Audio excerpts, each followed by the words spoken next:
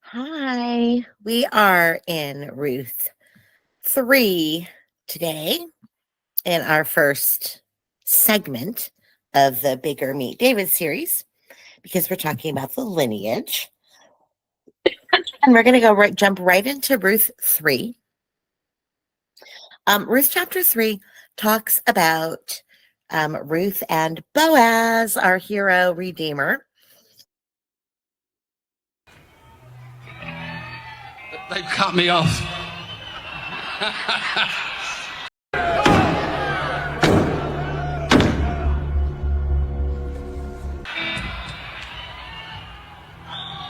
Hold on to it. Wait, maintenance, we'll be right back. Right, loading, please wait. Stay right there.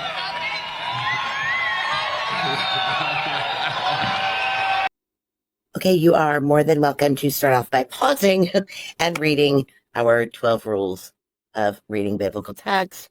And if you don't like the 12 rules, well, this isn't the place for you.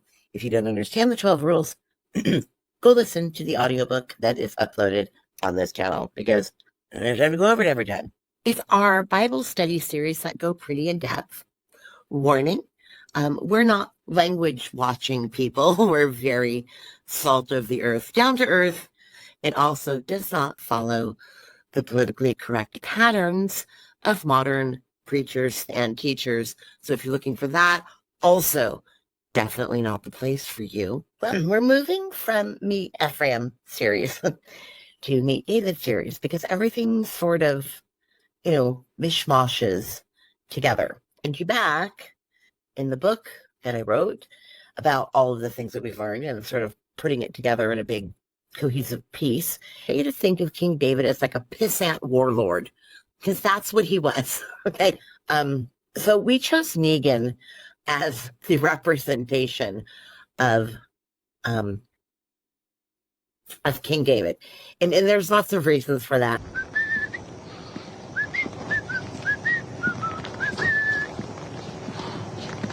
Dun dun dun dun. Now, Keith starts off as our symbol of Moabite, but that bloodline very quickly kind of gets mixed in there with the Ephrathites. So Keith is going to be our Ephraim.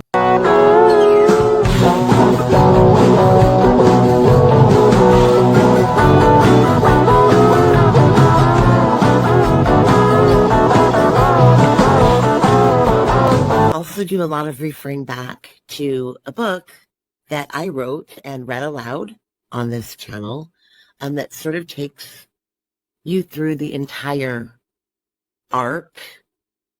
So if I refer back, chances are I'm referring back to things in that book that you haven't listened to. So if you're confused, try that. Meeting on the threshing floor. You can't really get through Ruth without talking about this imagery and the symbolism behind the threshing floor and what is involved in all that. So we're going to start off just by reading Ruth today. And I think we're using the Children's Bible, but it talks about covenant, worship, judgment, sex and marriage, celebration, and there's an interesting piece in here, excuse me, about David's land.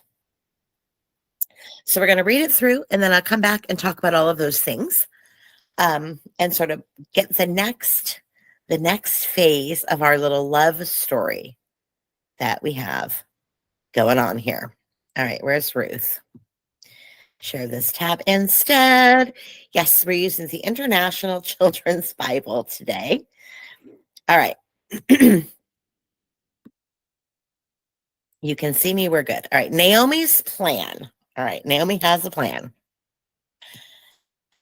Then Naomi, Ruth's mother-in-law, said to her, "My daughter, I must find a suitable home for you. That would be good for you. Now, Boaz is our close relative, and you worked with his women servants. Well, tonight he'll be working at the threshing floor. Go wash yourself, put on perfume, change your clothes, go down to the threshing floor. But don't let him see you until he has finished eating and drinking. Then he'll lie down. Watch him. So you'll know the place where he lays down and go there and lift the cover off his feet and lie down. He will tell you what you should do. And Ruth answered, I'll do everything you say. Because remember, Ruth is our obedient person here, our obedient, faithful little Ruth. So Ruth went down to the threshing floor. She did all her mother-in-law told her to do. And after eating and drinking, Boaz was feeling good.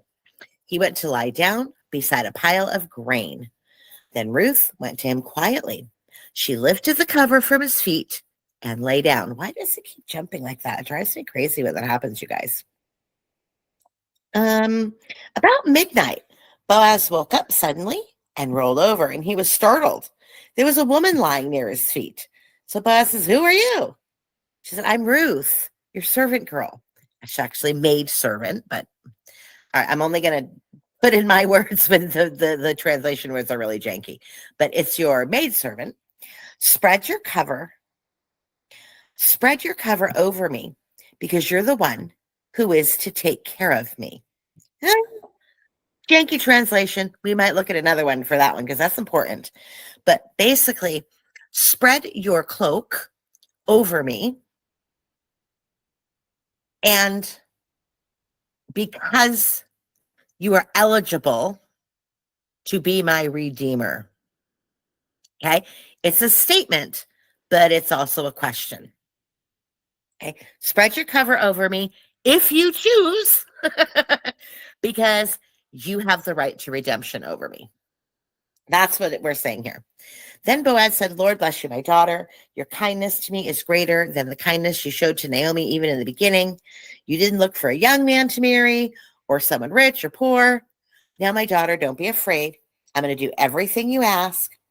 All the people in our town know you're a very good woman. And it's true. I'm the relative who is to take care of you. But there is a kinsman who's closer than you to I. So that means there's someone else in line before him.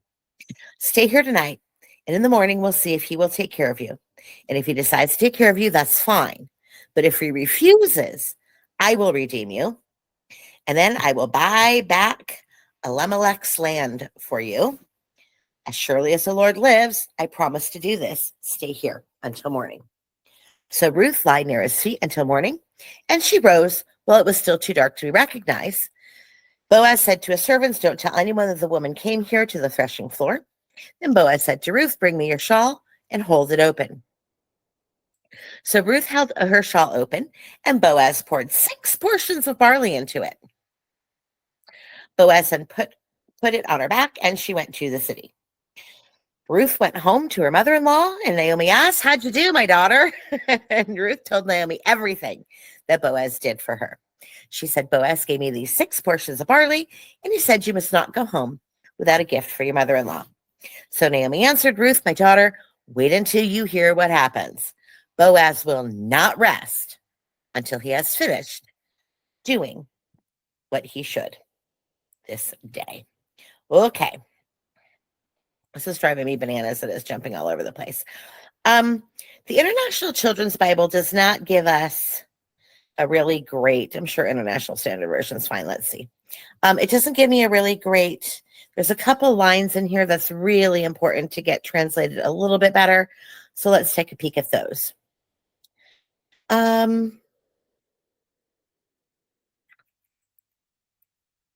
Here we go. Spread the edge of your garment over me, your maidservant, because you are my related redeemer. Okay. And he didn't really say you've treated me better, but he says you added to the gracious love you've demonstrated by not pursuing younger men, whether rich or poor. So it's kind of like, once again, you prove that you're a good person, okay? Because you're not, going after young ass dudes. You're coming after this old man who, for the sake of Naomi, to redeem her, right? Instead of someone outside of the family. So he's saying that because of her loyalty again. And then I want you guys to see this related redeemer comes up 3 times in this sentence. There's another, I'm 4 times. I'm your related redeemer, but there's another related redeemer, even closer than I. Say the night, and if he fulfills his duty as a redeemer in the morning, that'll be acceptable. But if he isn't inclined to do so, I will act as your redeemer myself. Okay. So that word redeemer is really important because it's a legal language. And we sort of talked about that right to redemption the last time. All right. And that is Ruth 3. Now let's share this tab instead. So what's so important about the threshing floor? All right. The threshing floor, this is what it looks like.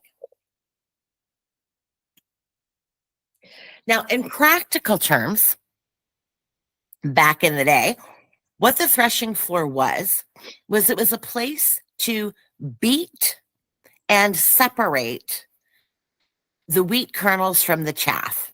Okay, the wheat and the barley, right? They were separating the kernels. Think of like, beating it with like these giant piles, and you're smacking it to separate the good kernels of wheat that you can use for, grains for baking bread and such, versus the junky part of the wheat stalk. Okay. So you're either out there beating it with a stick, or you're taking a pile in your hand and slamming it on those rocks on the floor. Or sometimes you put it in a grinding mill with that donkey, and he kind of goes around with the top millstone, right, and grinds it off into the bottom millstone. Okay, so that's how the process takes place. Now, once you've threshed the wheat, she didn't say that he was on the threshing floor threshing the wheat.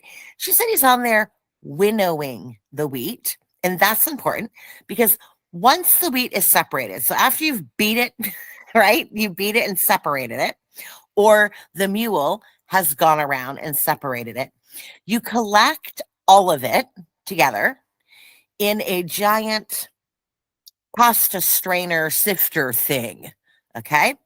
And you throw it up in the air, and the wind, it is called winnowing, and you throw it, the whole thing in the air, and the wind blows away the junky part, like the flakes from the stalks, but then the heads of wheat, the good part that you want to keep and use, those fall down into your pasta strainer, right? And then you have a pile of usable grain. So it kind of blows away the junk. And then, so you'll see them with these big giant, almost like fishnet looking things. But of course, the holes are much, much smaller. So think of, something that's it's going to pass through that. The wind's going to take it, and then it's going to land. Just the good grains are going to fall right through. All right. So that's the process of threshing and winnowing and collecting their wheat. Now, it's harvest time, and the fact that it's wheat harvest time means that it is really close to Pentecost. Pentecost is a really important time. It's, 50 days after Passover, and all of this has holiday and Old Testament and feast significance, and we could do a whole series just going down that rabbit hole, but we're not. Just put a pin in that there's something called Pentecost. And for Christians, Pentecost is the day when the 11 apostles, well, maybe 12, were all, after they voted the replacement for Judas, I think it was after that.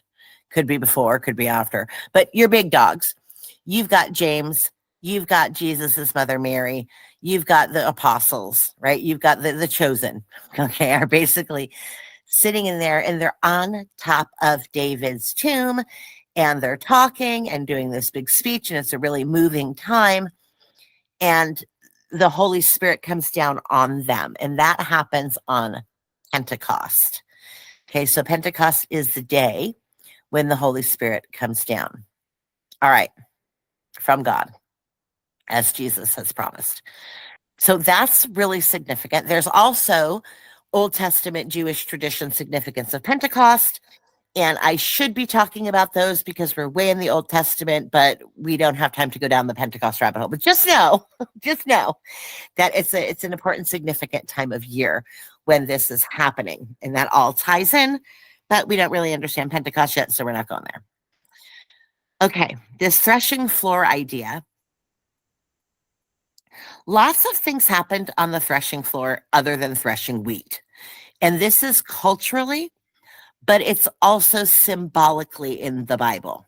Okay, so there's some symbolism here, and there's some cultural aspects here to talk about. One of them is that covenants were made and broken on the threshing floor. Covenants are promises or vows, right? And this is between two parties or between parties and God.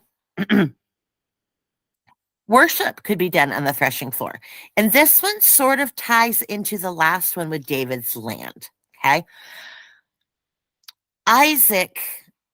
Abraham was sacrificing Isaac. He was brought to the threshing floor in order to do that in covenant and faithfulness and worship to God. He was stopped and did not sacrifice his son. But when he brought his son as a sacrifice to God, that was threshing floor. And that is actually the same threshing floor that King David purchased to designate for the temple as a place of worship. Now, David did not build the temple there. David was stopped. He was not able to build the temple. We'll get there, put a pin in that. But the land that he bought for that purpose was the same land from Abraham and Isaac story where it was sacrificing the child. So there's a huge threshing floor imagery going on here, and put a pin in all of those stories. We'll get back to those, but just know that's really significant. Eventually, that's where the temple was built. Remember, we said David couldn't build the temple. We'll get there. Solomon built the temple, and he built it on the threshing floor. That was David's land that David purchased, which happened to be the same land as the Abraham thing. So there's this lineage, this covenant, this handing over of land, and that's really, really significant. And we'll dig through all of that when we get a little further in David. That land where the temple was built, that David bought from the guy who had acquired it from the Abraham thing, okay? That same threshing floor land from Abraham to King David to Solomon building the temple happens to be the exact same plot of land, supposedly, that the Muslims have built their Dome of the Rock, and they call it the Temple Mount in current modern day geopolitical state of Israel. So when you're having this argument over that land where the Jews are like at the walls of the land and they can't get in, and the Muslims have taken that land and have built their mosque there, and so the Jews can't rebuild the temple, that's this land that we're talking about with the David thing. It's not the same land as Ruth and Boaz were at, but it is that land handed down in that covenant, in that purchasing from Abraham to David, to Solomon to build the temple, which then got destroyed, but whatever. So just know that the threshing floor has all of that cultural, political, biblical, and modern day imagery going right on here at the good old threshing floor. But let's get back to the Ruth and Boaz threshing floor, which is a different piece of property than the David one was, but it's interesting that we're in the lineage of David and the threshing floor is so important. So it is a place of covenant, it's a place of worship. It's also a place of judgment. And you see all throughout the Bible, parables and ideas of taking you to the threshing floor for judgment. This is where Jesus is separating the wheat from the tares, right? And Jesus is doing that whole separation of taking you to the threshing floor. Separate, gather the wheat and put it into my barn and throw the tares in the fire and burn them. Okay, it actually goes the other way around. It's gather the tares, bundle them up and burn them, and then put the wheat in my barn. So Jesus talks about the threshing floor as a parable or a metaphor for separating the righteous and the unrighteous in the end, or his followers and his unfollowers, or whatever, however you want to see that. And that judgment piece does have a link all the way through. It also talks about sex and marriage, and sex because marriage. But there's some imagery in here about covenants and marriage on the threshing floor. And of course, just the name threshing floor sounds a little kinky. There's also some biblical language in other places about like the top millstone grinding on the bottom millstone. If you get what I'm saying, that's kind of there. And one of the reasons it's there is because when the men would go to the threshing floor to work, a lot of times that was a very convenient time and place to engage in extramarital trysts, and or sometimes the hookers hung out there. It was a place of celebration because they're celebrating the harvest, so you've got some revelry going on. So the threshing floor, there's a lot of, I kind of think of it as, this might be a little extreme, but if you've ever seen the Pirates of the Caribbean and they land on the island of Tortuga, that's how I think of the threshing floor. There's a little more going on than just threshing wheat, just saying. So it was a place of celebration and all of those kind of things. And generally with a good party, well, the bimbos come along with it. So there you go. So that's why it has to do with sex and marriage. And also that covenant. So all of this imagery and scenery is going on in this story about Ruth and Boaz. And of course, celebrating the harvest and bountiful and plentiful and all that. So we do have a little bit of kink going on here. All right. And a lot of people say, what the heck is with the feet thing? And then we get modern people jumping on going, oh, it's a threshing floor and they're grinding. And she pulled the covers off his feet. That line in the Bible is so much ridiculous argument about it. They're like, that means his dick, but they couldn't say the dick. No, the Bible has no problem telling you about dick. The Bible has no problem telling you about adulteress and sex and whores and prostitutes and all that kind of good stuff. And rapes and beatings and you name it, the Bible lays it out there. So it's not a metaphor for she uncovered his dick. It's just not, because the Bible would have said she uncovered his dick. It didn't. No, it's the feet thing. And so this is not a kinky sex scene. You'll see a lot of people kind of try to argue or defend. No. This isn't Boaz banging her, right? And that's true. It wasn't a banging thing, because you have to understand the foot and the garment covering lines. And those are really important. The first thing is it says she laid down at his feet. Okay. So the image you see before you is not how it was working. When a man would lie on, think of that, there's a man lying in bed. Okay. And he's traveling with his maidservants, or the maidservants are there assisting in some way for this, whatever the duties were. And they're all in the same tent. And when I say tent, I don't want you to think of like, modern tent. We're thinking giant Arab tents, right? And he's laying in bed with his feet. And then the maidservants would lie not parallel to him, but it was the maidservant custom to lie perpendicular. And it was always at the foot of the homeowner or the wealthy guy, right? And the reason that they slept perpendicular, so that there was no accusations of any janky shit going on, right? So they would lie at the feet in a perpendicular fashion, not like you're seeing here. Okay, so that was a maidservant custom of the time. So she's lying at his feet in a perpendicular way, following that custom. All right, so there's like no janky shit. But she uncovers his feet, and it is an act of submission. And here's where the act of submission comes in. Uncovering the feet has a lot of symbolism.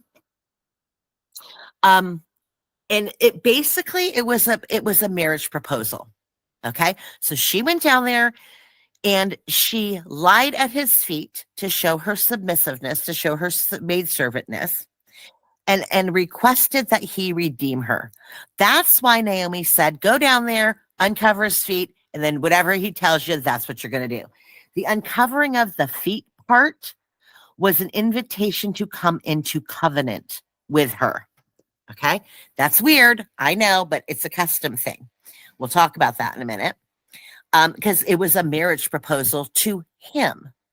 Now, when he covered her with the cloak, that's why she said, cover me with the cloak, you're my redeemer.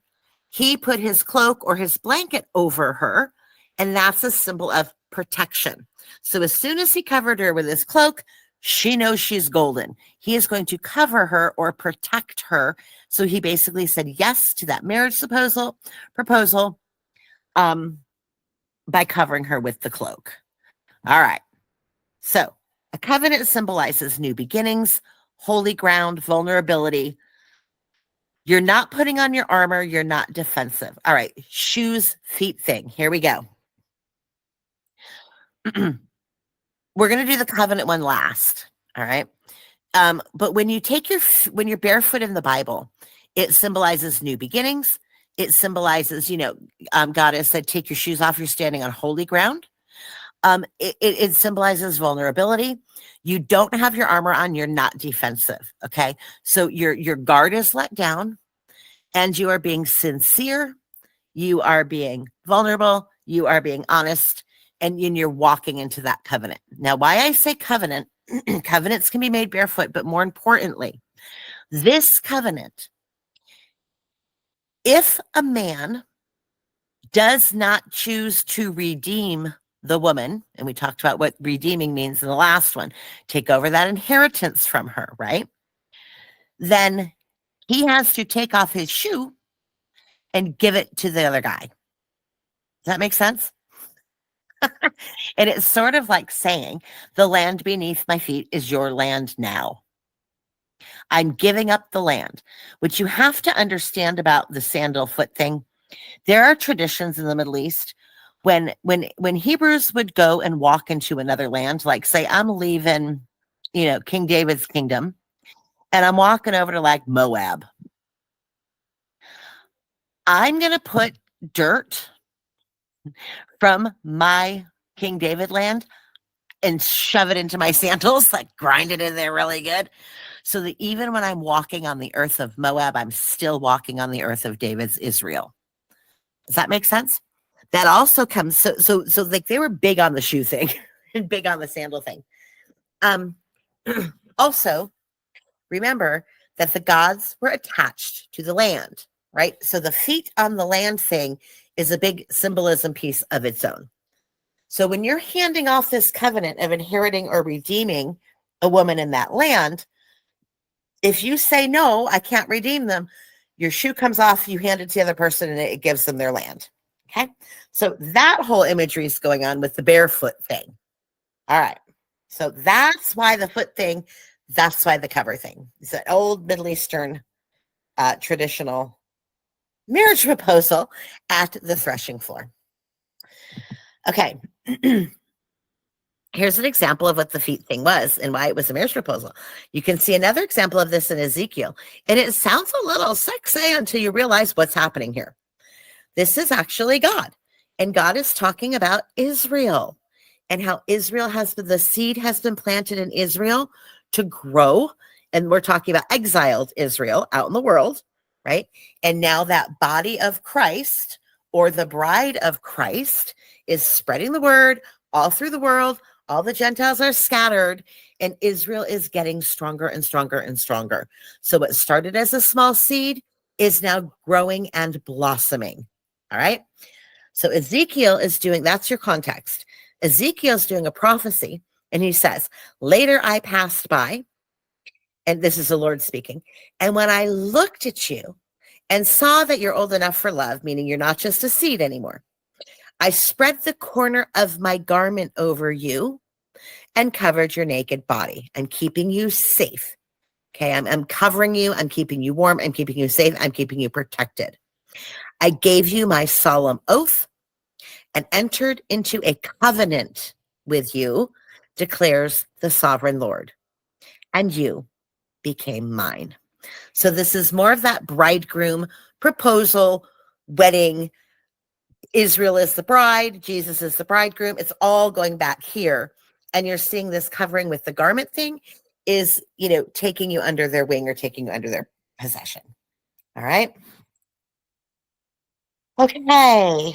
And this comes from the law in Deuteronomy, where I already spoke about this a little bit, where the guy who denies has to give up his shoe. That's a thing. It's really funny. All right. So we end Ruth 3. And here we are with Ruth and Naomi waiting for the call from Boaz, because we know Boaz has got the hots for her, and we know Ruth's got the hots for him, and this will just be perfect. But unfortunately, there's another guy in line before Boaz, and to do the right thing and follow the rules, he's got to go to this other guy and say, dude, you've got a chance to marry this chick, this sexy Moabite chick, and redeem all her land, purchase the land from my Naomi, and get all that inheritance. So we're going to see if this guy steps in or if he bows out and Boaz steps up. And we will see that the next time. Bye. We're waiting for Boaz to call back. Don't you just know how that feels? You're like, what's he going to say? What's going to happen? Oh my gosh. So I'm going to leave you waiting on Boaz. Bye.